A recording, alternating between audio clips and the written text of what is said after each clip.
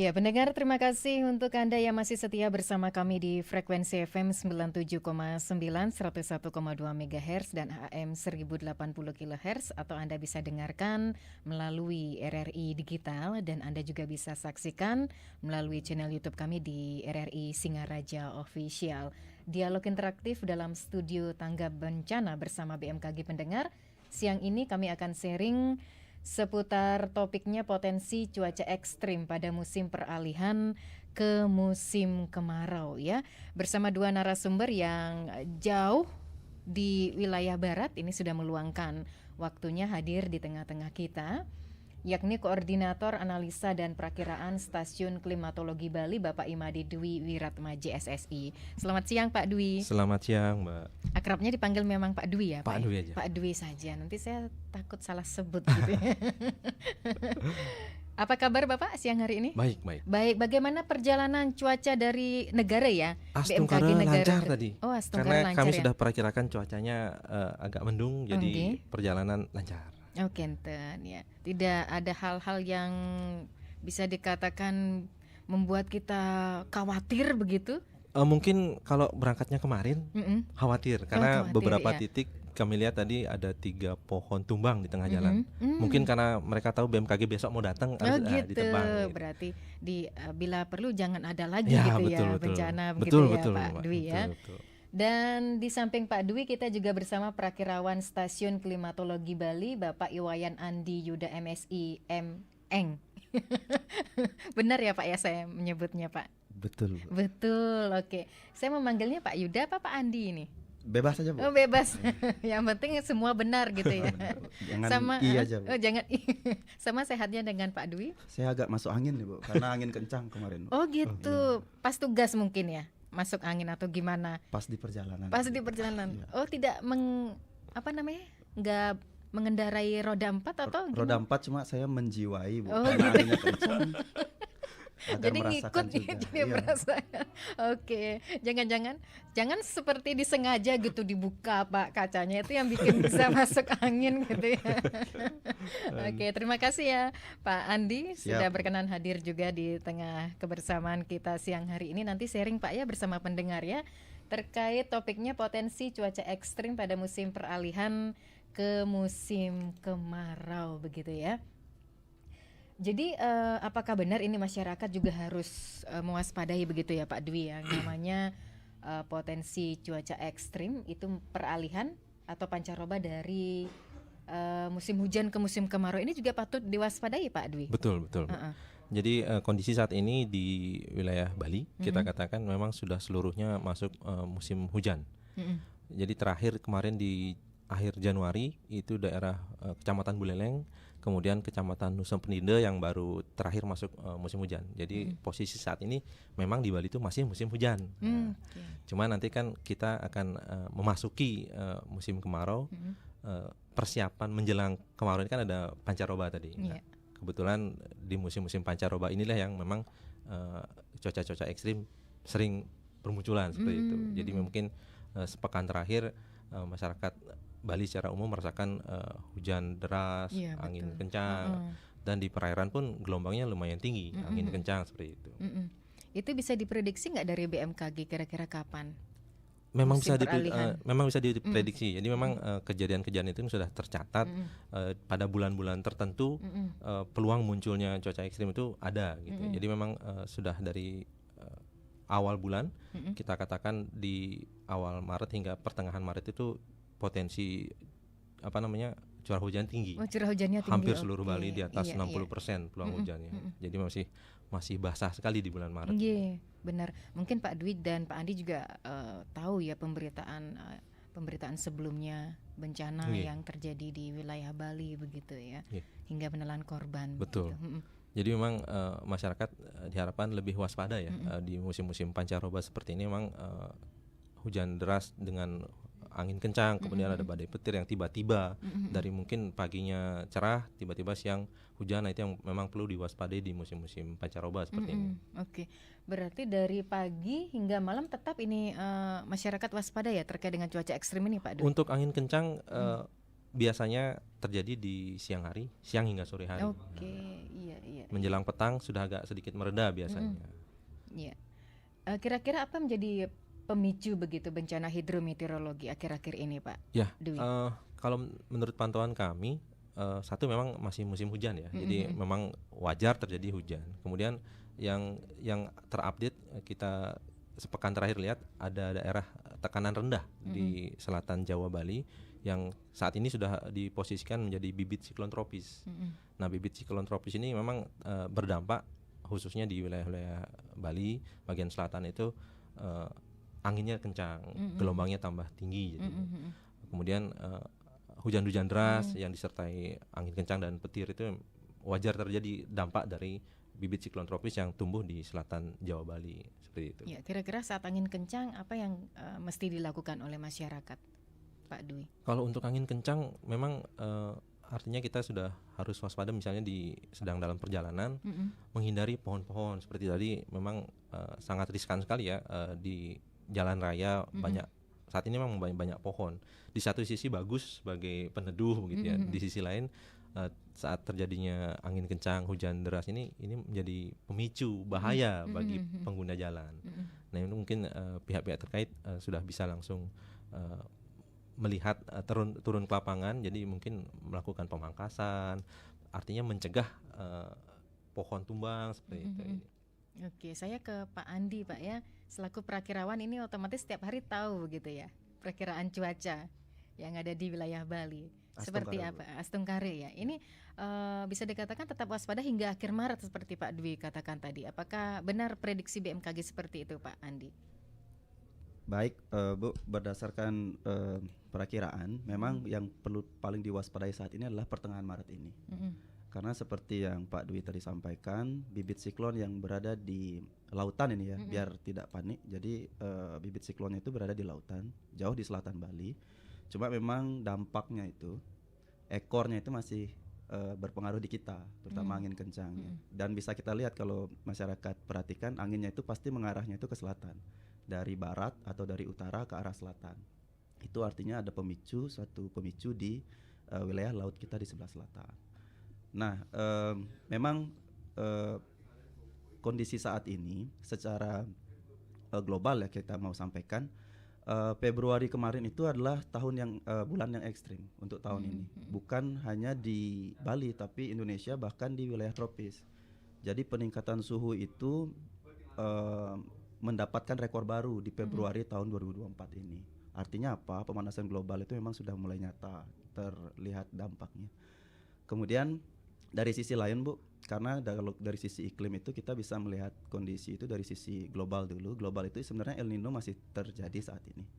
Tapi terjadinya itu memang kondisinya pusat El Nino itu memang di Pasifik. Cuma dampaknya di kita yaitu kekeringan. Sehingga tahun lalu itu memang musim hujan kita itu mundur. Musim kemaraunya panjang sekali yang menyebabkan susah untuk nanam padi, panen kita berkurang, harga beras tinggi, salah satu penyebabnya karena itu. Nah, kondisi El Nino itu masih terjadi saat ini, levelnya masih moderate. Tetapi perlu kita ketahui, selain global itu juga terjadi fenomena regional yang saat ini adalah bibit siklon itu. Jadi semakin dekat dia fenomena itu dengan lokasi kita, maka dampaknya itu semakin bisa mengalahkan yang jauh gitu. Yang harusnya ke El Nino kering, tetapi karena ada bibit siklon, kalah El Nino-nya dia. Apalagi kita di Bali itu di musim-musim peralihan seperti ini itu efek lokalnya juga tinggi, Bu. Efek lokal itu maksudnya adalah di daerah-daerah pegunungan itu proses pembentukan awan secara lokal itu bersifat orografis itu masih tinggi. Jadi itu juga bisa mengalahkan, sehingga dampaknya wilayah-wilayah Bali di pegunungan di tengah-tengah Pulau Bali terutama itu masih riskan di bulan-bulan Maret ini untuk cuaca ekstrimnya. Kira-kira apa yang menyebabkan terjadinya perubahan cuaca ekstrim ini? Atau mungkin dari kondisi geografis yang tidak stabil atau seperti apa? Baik, yang pertama yang seperti saya sampaikan tadi, karena pemanasan global itu memang sudah nyata. Faktanya adalah suhu yang saya sampaikan tadi di bulan Februari itu mencapai rekor tertinggi di negara pengukurannya. Bahkan untuk negara ya, karena negara itu kan lokasinya di daerah rural ya, bukan daerah kota. Itu suatu yang cukup signifikan. Yang kedua, yang tadi Bu, suhu permukaan laut di sekitar kita juga panas. Nah, siklon ini sebenarnya adalah untuk membalancekan, untuk menyeimbangkan kondisi yang panas itu agar dia menjadi stabil. Makanya ada pusaran angin di laut yang panas itu. Jadi setelah nanti siklon ini reda, kemungkinan akan reda. Jadi panas yang bulan-bulan lalu ini kita rasakan, inilah penyeimbangnya. Sama dengan tubuh manusia Bu, kalau kita panas pasti kita berkeringat, pasti kita kipas-kipas, sama dengan di alam juga seperti itu. Oke. Terjadinya bencana mungkin juga diwaspadai sampai akhir Maret, bisa dikatakan seperti itu Pak Dwi atau Pak Andi? Ya, puncaknya memang tadi dikatakan di pertengahan Maret ini memang peluang hujannya di atas rata-rata seluruh Bali itu di atas 60 bahkan sampai 90%. Nggih. Jadi menurun sampai di akhir Maret. Oke. Jadi memang saat ini memang lagi bisa dikatakan puncaknya basah ya. Tapi memang secara keseluruhan untuk bulanan di Februari kemarin puncak hujan untuk di musim hujan di wilayah Buleleng. Memang hampir seluruh kecamatan itu kalau kita petakan berwarna hijau. Jadi memang hujannya sangat cukup banyak. Cuma nanti kita perlu evaluasi lagi karena data hujan yang masuk kan Maret kan belum selesai. Apakah nanti Maret itu menjadi puncak hujannya atau memang di Februari kemarin yang menjadi puncak hujan. Tapi untuk skala 10 harian memang di pertengahan Maret ini cukup tinggi peluang hujan di hampir seluruh wilayah Bali. Oke. Ini berarti masyarakat jangan bepergian jauh dulu begitu ya? Kalau bisa, kalau bisa. Apalagi beberapa hari terakhir bahkan mungkin hingga sepekan ke depan peluang untuk angin kencang masih terjadi. Kemudian masyarakat nelayan misalnya di daerah pesisir juga perlu waspada terkait potensi gelombang tinggi juga.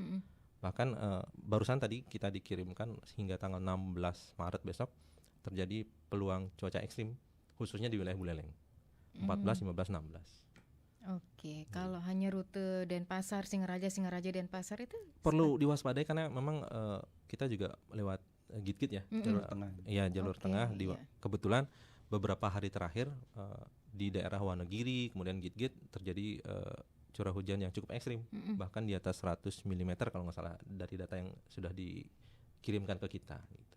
Jadi memang karena peluang hujannya besar, jadi memang harus lebih waspada ya. Jadi lebih aware aja terkait informasi peringatan dininya mungkin dari BMKG mulai aktif mencari informasi bagaimana kondisi. Misalnya memang harus melakukan perjalanan jauh, nggak salah harus membuka media sosial, melihat kondisi perakiraannya seperti apa begitu. Oke. Ini kira-kira apa yang harus dilakukan untuk menghadapi cuaca ekstrim? Mungkin tipsnya begitu ya?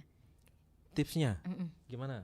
Oke. Atau mungkin tetap update informasi dari BMKG, itu salah satunya gitu ya. Jadi terkait pertanyaan Bu Ayu yang sebelumnya juga, ini untuk jalur mana saja yang berpotensi cuaca ekstrim? Iya. Nah ini selain darat, laut juga berpotensi karena efek siklon yang tadi yang berada di selatan, dia akan terjadi di atas laut tuh. Otomatis ketika di sana ada pusaran angin, airnya juga terpengaruh, maka terjadi alun yang bisa mencapai sini dan itu menyebabkan gelombang kita juga tinggi, terutama di bagian selatan. Tadi kita lewat dari negara ke sini, bahkan daerah barat pun juga lumayan bergelombang. Untuk ininya, untuk lautnya. Nah, di samping itu di laut itu juga perlu kita perhatikan bulan, Bu. Ini mungkin masyarakat Bali masih paham terkait tilem dan purnama. Nah, kemarin kita baru lepas dari tilem ya. Nah, selepas tilem itu biasanya memang ada puncak namanya puncak pasang. Nah, jam-jam pasang itu untuk bulan ini, untuk bulan Maret itu di antara jam 12 siang dan jam 12 malam. Nah, itu puncak-puncak mungkin kalau misalnya gelombangnya tinggi ditambah pasang kan dia bergabung jadinya tambah tinggi gitu. Nah, itu perlu waktu-waktunya perlu diperhatikan ketika kita berpergian atau nyebrang gitu. Kemudian tips berikutnya ya tadi kita sebenarnya share informasi melalui media itu media sosial Instagram seperti itu kan sangat digemari ya akhir-akhir ini ya dari masyarakat. Maka kita ngepost juga, kita tag juga ke ke media-media yang kayak Instagram per kabupaten biasanya kan ada tuh Iya. Punapi apa Punapi apa. Iya. Kita ada. IG-nya BMKG apa ini? Kira-kira nanti kan pendengar ingin ngefollow dan Baik. ingin update informasi-informasinya. Untuk Staklim untuk klimatologi itu namanya Iklim Bali, Bu. @iklim Bali. Kemudian untuk cuaca penerbangan ada BMKG Ngurah Rai. Kemudian update peringatan dini itu ada BMKG Bali. BMKG Bali. BMKG Bali. Berarti Ya, tiga Instagram itu yang Ya. bisa diupdate oleh masyarakat begitu ya untuk informasi-informasi terkininya. Lalu apalagi nih tipsnya kira-kira? Mungkin siapkan kit kesehatan atau apa? Ya pastinya kalau sudah musim hujan minimal di kendaraan ada jas hujan, payung, dan memang harus lebih aware ke informasi ya. Jadi memang perubahan cuaca itu sangat-sangat cepat. Bisa satu hari itu berubahnya, kadang paginya cerah, siang hujan, sorenya udah cerah lagi seperti itu. Jadi memang di samping itu juga harus menjaga kesehatan.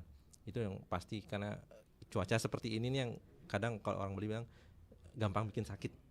Itu kan bisa jadi mewabah. Jadi memang kesehatan, kemudian kit untuk perlengkapan lain-lainnya seperti payung, jas hujan memang harus sudah ready begitu. Oke, ya kira-kira informasi-informasi apa saja yang bisa diupdate oleh masyarakat yang ada 3 IG tadi, Pak Andi, mungkin bisa dijelaskan mungkin informasi tentang kegempaan ya, atau informasi bencana-bencana yang terjadi. Betul Bu Ayu, jadi terkait di IG tersebut, pertama ada informasi iklim jangka panjang. Jadi untuk yang punya rencana misal pembangunan atau penanaman agriculture misalnya, itu 3 bulan ke depan ada informasinya.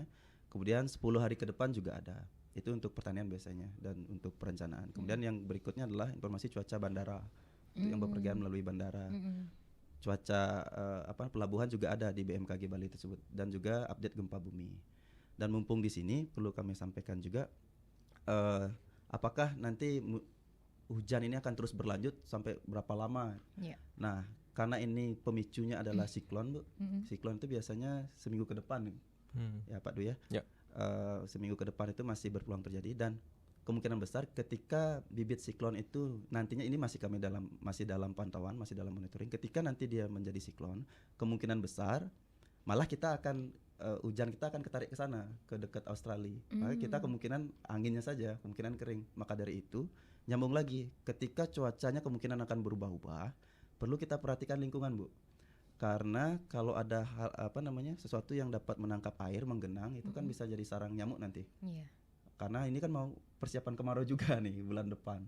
Bulan depan di Maret akhir atau April lah, di wilayah selatan seperti Gianyar bagian selatan, Kelungkung bagian selatan itu akan mulai masuk peralihan ke kemarau. Seperti itu. Oke, diwaspadai juga penyakit yang Ya. akan menghampiri begitu ya. Betul. Iya.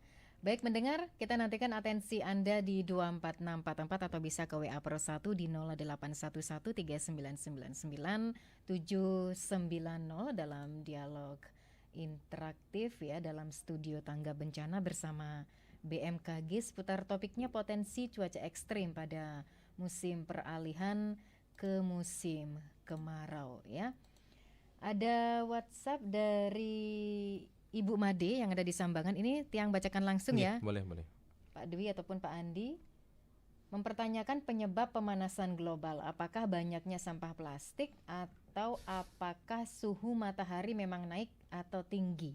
Ini pertanyaannya dari Ibu Made. Ya, silakan dijawab Pak Andi. Baik, terima kasih Ibu Made dari Sambangan. Ya, jadi pemanasan global itu sebenarnya sesuatu yang kalau kita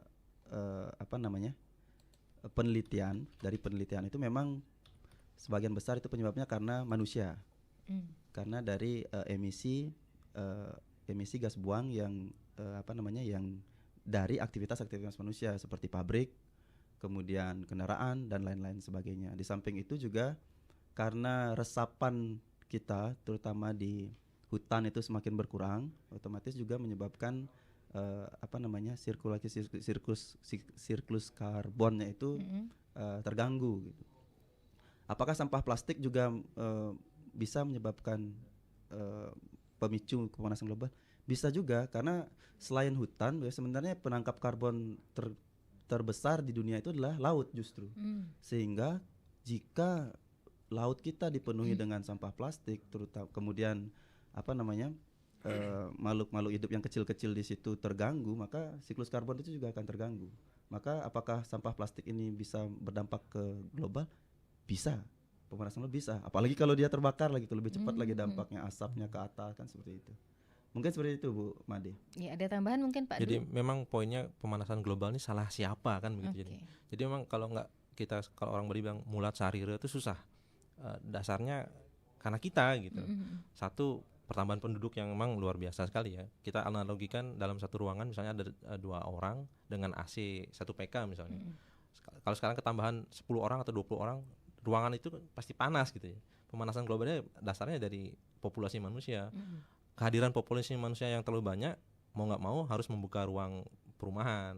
Salah satunya membuka lahan hutan menjadi perumahan, kemudian merambah lagi yang lain-lainnya. Jadi memang kalau nggak mau mulat sarira susah gitu. Memang dasarnya manusia. Sekarang kalau posisi seperti ini pun kita harus mulai berpikir bagaimana agar tidak bertambah parah kan seperti itu. Jadi mulai mencintai lingkungan yang mana? Lingkungan sekitar dulu nih. Dari lingkungan sekitar, apa yang sudah kita lakukan untuk minimal merestorasi alam itu sendiri, minimal menanam pohon, tidak membuang sampah sembarangan ya. Hal-hal simpel itu yang memang terlihat kecil tapi dampaknya besar kalau dilakukan bersama-sama begitu. Oke, sudah terjawab ya Ibu Made yang ada di Sambangan, atau mungkin ada yang ingin ditanyakan kembali, bisa mengirimkan WhatsApp-nya atau langsung on air ke 24644. Sebelum dilanjutkan perbincangan, mohon izin kepada kedua narasumber, kita jeda sejenak.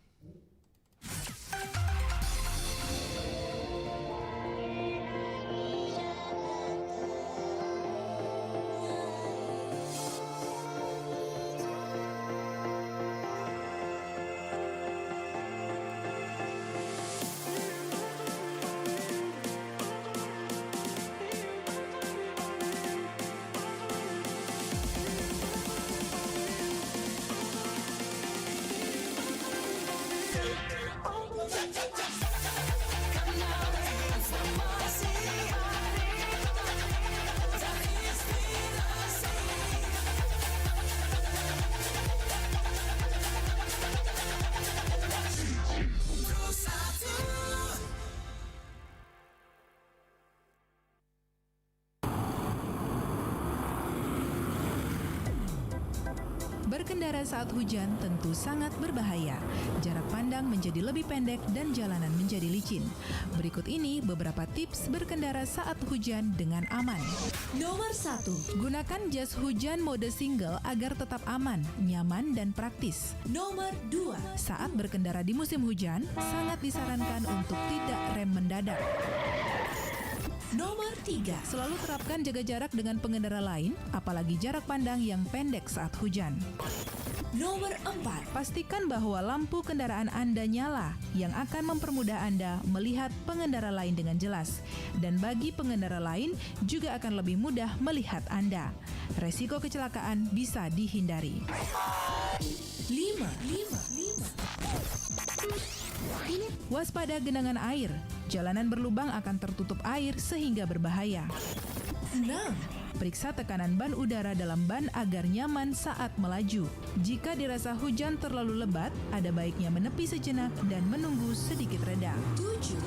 Selain masalah kendaraan, kondisi tubuh juga harus diperhatikan.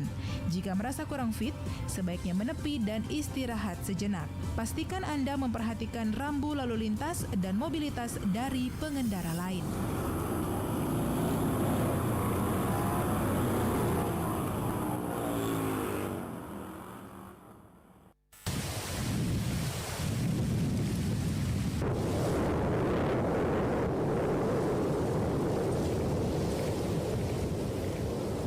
Bencana alam seperti letusan gunung berapi memang tidak mungkin bisa dilawan dan ditundukkan. Namun beberapa langkah antisipasi bisa dilakukan. Sebelum terjadi letusan gunung berapi, bersiaplah berlindung dan mengungsi ke tempat yang sudah disiapkan petugas berwenang dan perhatikan rencana evakuasi serta perlindungan untuk diri sendiri dan keluarga setelah gunung berapi dikatakan berstatus siaga. Susunlah perlengkapan darurat dalam satu tas sehingga saat terjadinya letusan bisa langsung ikut proses evakuasi. Saat terjadi letusan gunung api, jangan panik, bergegas menuju titik kumpul, perhatikan instruksi darurat dengan seksama. Hindari daerah rawan bencana seperti lereng gunung, lembah, dan aliran lahar. Jauhi daerah yang mengarah angin dari gunung berapi untuk menghindari hujan abu. Kenakan pakaian yang bisa melindungi tubuh seperti baju lengan panjang, celana panjang, topi, dan lainnya. Gunakan kacamata dan jangan memakai lensa kontak. Pakai masker atau kain untuk menutup mulut dan hidung.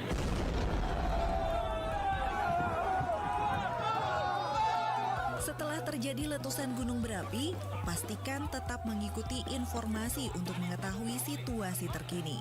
Jika tidak diinstruksikan mengungsi, pastikan tetap berada di dalam rumah hingga ada informasi aman untuk keluar rumah.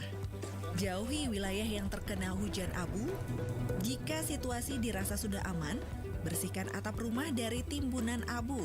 Jangan menyalakan AC atau membuka ventilasi rumah sebelum abu vulkanik benar-benar dibersihkan. Hindari mengendarai mobil di daerah yang terkena hujan abu sebab bisa merusak mesin kendaraan, rem, persneling, hingga knalpot.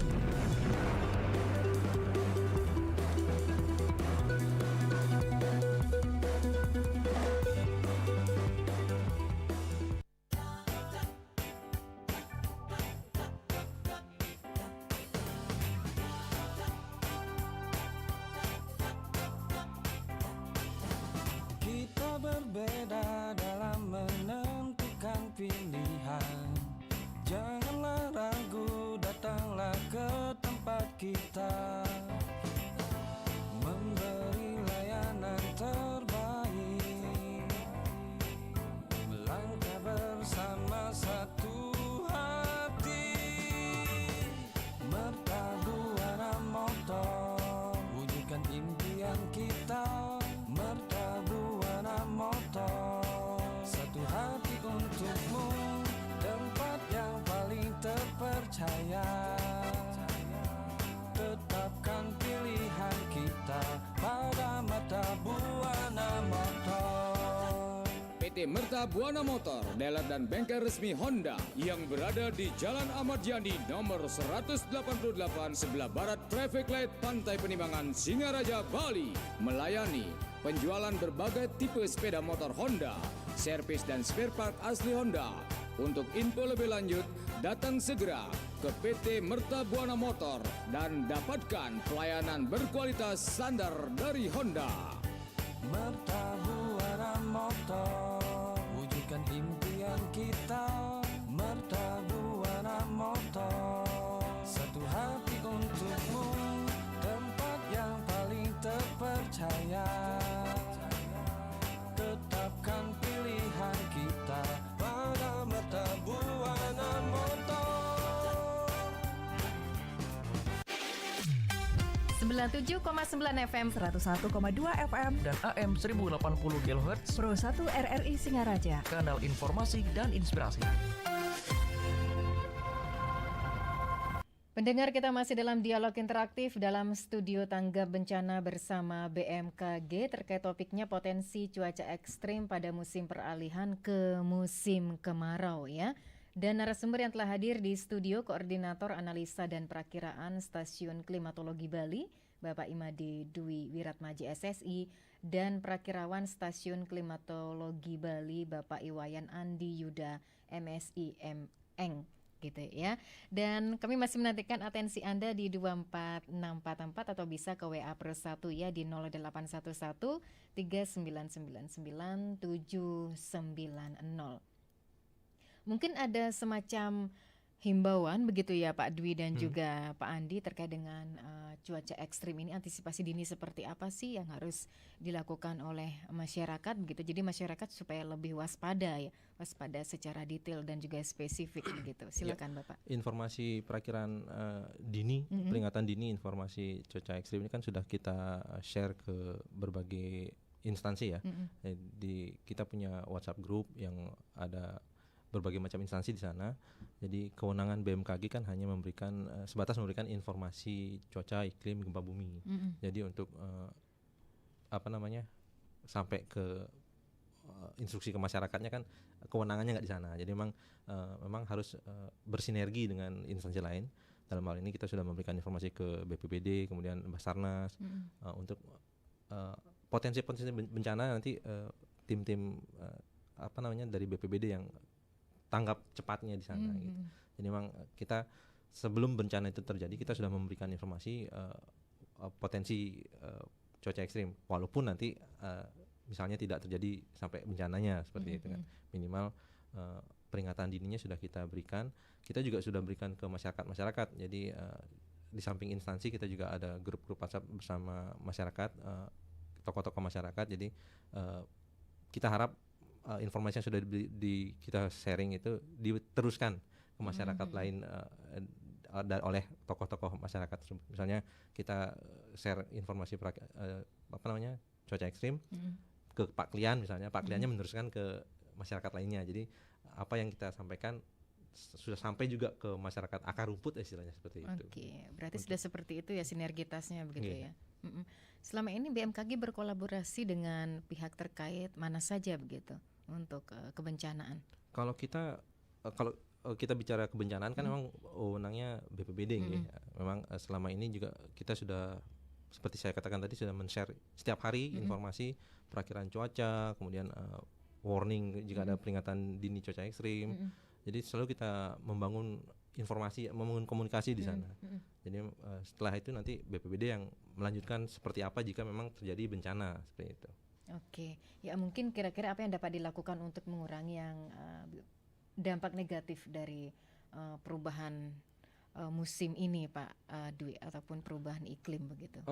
Selama ini kita juga memberikan sosialisasi ya. Jadi dampak perubahan iklimnya sudah seperti apa. Khususnya kalau kami di stasiun klimatologi itu lebih ke para petani. Jadi kita melakukan sekolah lapang iklim. Jadi mengenalkan kondisi iklim kita saat ini kepada para petani, di mana petani kita kan sudah lebih banyak yang senior ya. Jadi selama ini masih mengikuti cara tradisional melihat cuaca dan iklim melalui sasih misalnya. Dan itu kita coba memperkaya informasi mereka dengan memberikan informasi-informasi cuaca iklim dari BMKG. Kita kenalkan, kemudian kita ajarkan bagaimana cara mengaksesnya, kemudian cara memanfaatkannya seperti apa gitu. Kemudian di samping itu juga kita pernah memberikan sosialisasi ke anak-anak muda, di mana digandeng oleh PMI, kemudian anggota-anggota masyarakat punya komunitas muda. Kita mengenalkan juga informasi BMKG, jadi mengedukasi masyarakat untuk lebih aware. Ternyata BMKG punya informasi seputar cuaca, iklim, gempa bumi yang memang untuk dimanfaatkan seperti itu. Oke, ya mungkin Pak Andi ada tambahan Bapak pemaparan menyambung pemaparan yang disampaikan Pak Dwi? Mungkin sedikit terkait sekolah lapang iklim itu memang sudah menjadi tren ya, tidak hanya di Bali tapi di Indonesia. Bahkan sekarang kita sedang gaungkan juga ke luar gitu. Cuma untuk kita memang BMKG itu terbatas Bu. Jadi paling kalau kita sendirian kita bisa melaksanakan sekolah lapang iklim itu di mungkin paling banyak 3 lokasi dan tiga kali. Tetapi kalau kita bisa bareng-bareng, misalnya dari kabupaten atau dinas pertanian kabupaten ingin mengundang kita untuk sharing tentang sekolah lapang iklim itu bisa, kami siap. Kemudian dari mungkin tidak hanya dari dinas ya, bahkan dari masyarakat Subak itu kalau misalnya perencanaan penanaman nanti sebelum itu mau diskusi dengan BMKG bisa silakan saja hubungi kita melalui WhatsApp juga bisa. Nomornya kalau silakan boleh kita bisa share. Jadi masyarakat bisa langsung saja menghubungi kita di nomor resmi stasiun klimatologi Bali di 0812 3865 492. Sekali lagi di 0812 3865 492. Jadi selain request seperti itu juga bisa request data jika misalnya ada sedang membangun apa seperti itu Bu, misalnya pembangunan gedung besar atau misalnya pembangunan sipil gitu bisa request data di kami. Jadi kita bisa lihat data 30 tahun terakhir di suatu titik lokasi itu bisa kita sharing untuk perencanaan ke depan.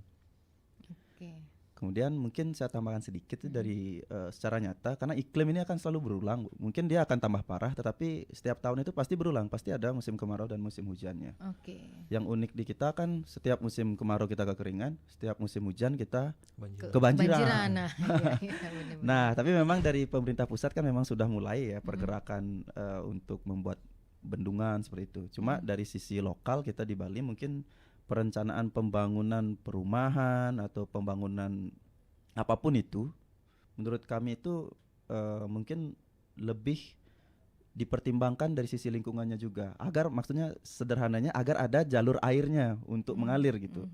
Jika terblok itu otomatis setiap hujan akan terjadi banjir. Sudah banyak sekarang kita lihat di media, sedikit saja hujan sudah mulai banjir jalan-jalannya. Karena hal-hal penting sederhana tapi penting itu yaitu jalur air tidak diperhatikan.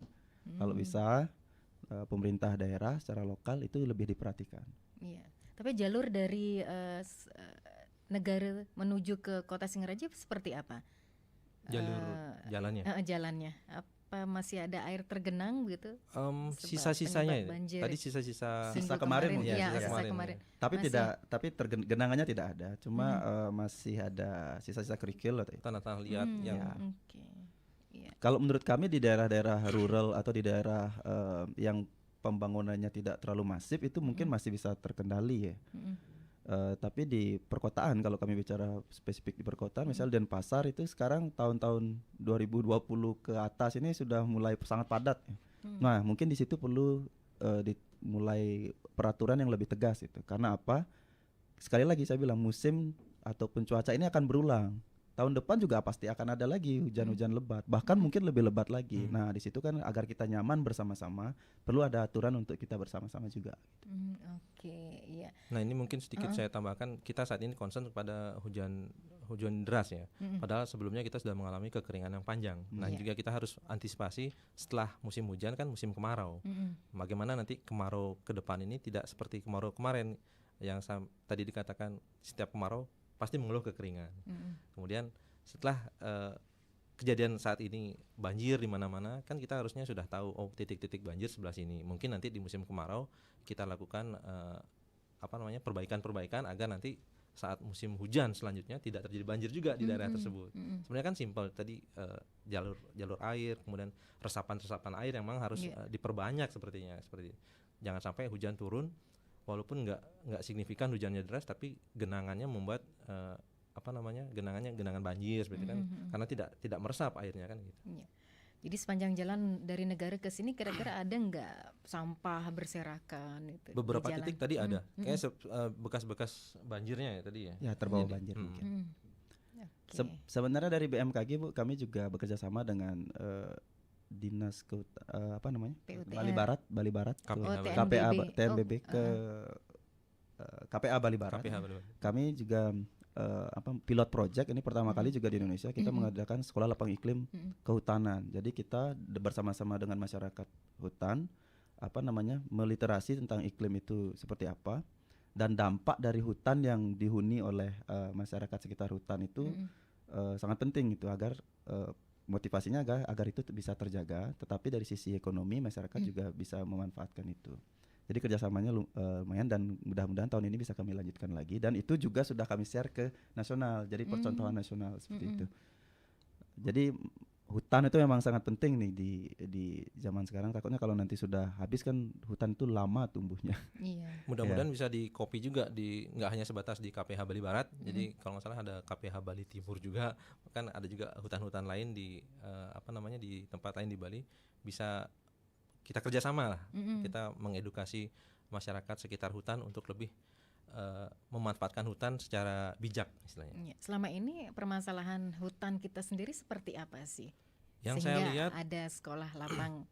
kalau sekolah lapang iklim itu kan lebih mengenalkan informasi BMKG, kemudian bagaimana memanfaatkan informasi tersebut dalam kegiatan pertanian mereka. Jadi misalnya kalau kita mau nanam 3 bulan ke depan nih hujannya bagaimana, apakah cocok saya menanam padi tipe ini misalnya.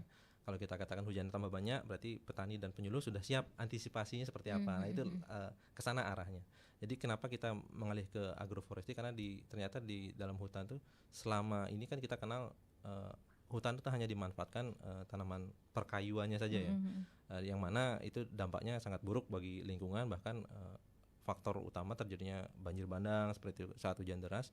Nah, itu ternyata bisa dimanfaatkan untuk di dalam hutan itu komoditas-komoditas tertentu seperti yang di Mendoyo itu kalau nggak salah vanili, kemudian ada kakao, ada kopi. Jadi masyarakat memanfaatkan lahan hutan untuk perkebunan tanpa merubah tatanan tumbuhan perkayuan di sana gitu. Kayunya masih, tapi di sela-selanya ditanamin hutan produksi yang nanti bermanfaat bagi masyarakat begitu. Jadi kan bisa diambil buahnya tanpa harus menebang hutannya begitu. Baik, ini karena keterbatasan waktu begitu ya. Sebagai penutup, pesan penting apa yang Pak Dwi ataupun Pak Andi ingin sampaikan kepada pendengar terkait perbincangan kita di kesempatan siang hari ini? Kalau mungkin dari saya, mari kita sebagai orang Bali mulai kembali memulat sarire, mengingat posisi kita sebagai apa di bumi ini, bagaimana kita menjaga lingkungan kita. Nggak usah menjaga lingkungan yang luas, lingkungan sekitar kita saja dulu, dengan tidak membuang sampah sembarangan, kemudian menanam pohon yang lebih banyak. Jadi untuk apa? Untuk lebih sama-sama menjaga lingkungan agar nanti setiap kejadian bencana tidak menyalahkan alam seperti itu. Mungkin itu. Oke, Pak Andi. Kalau dari saya singkat Bu, untuk masyarakat, untuk kondisi saat ini, mungkin kalau misalnya berpergian, pilih waktu agak lebih pagi, agar biasanya dampak akumulasi hujan itu kan di siang dan sore hari. Kalau mau pergian jauh mungkin pagi, pilih jalur yang sedikit pepohonannya atau melalui tebing-tebing itu dihindari karena kan rawan longsor. Kemudian saya mau memberikan good news juga untuk petani atau praktisi agriculture, karena tahun ini kemungkinan besar kita tidak akan mengalami kemarau sepanjang tahun kemarin. Karena potensi kemarau kita tahun ini kemungkinan masih ada hujannya karena ada potensi La Nina di pertengahan tahun. Jadi kemaraunya kemungkinan akan normal dan masih ada hujannya sedikit.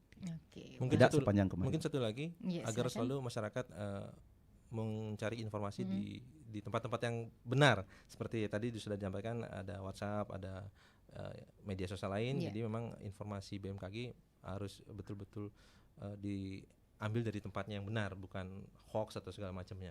Baik, terima kasih atas pesan pentingnya ya. Mudah-mudahan ini bermanfaat kepada pendengar yang siang hari ini monitor dialog interaktif dalam studio tangga bencana bersama BMKG. Seputar topiknya potensi cuaca ekstrim pada musim peralihan ke musim kemarau.